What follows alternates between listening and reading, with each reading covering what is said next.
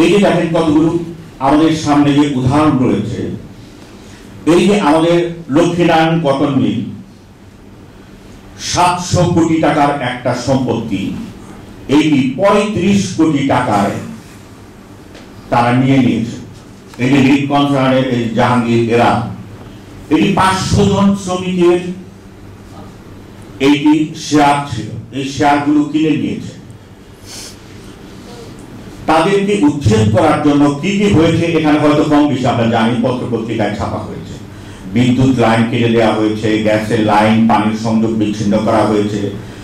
তাদেরকে কুকুরের মতো উচ্ছেদ করার প্রক্রিয়া এখানে যা যা করা দরকার সবই কাজ হয়েছে।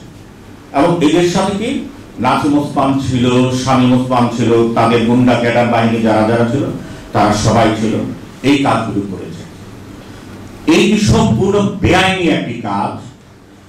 এই যে তাদের যে শেয়ারটা ছিল, শেয়ারটা এটি হস্তান্তরযোগ্য নয়, তারপরেও তারা এটা তাদের কাছে বিক্রি করতে বাধ্য হয়েছে। আমাদের এই যে বালুর মাঠ, এই বালুর মাঠের এই জায়গাটা তারা সেখানে দেখেছেন যে পপুলারের কাছে বিক্রি করা হয়েছে।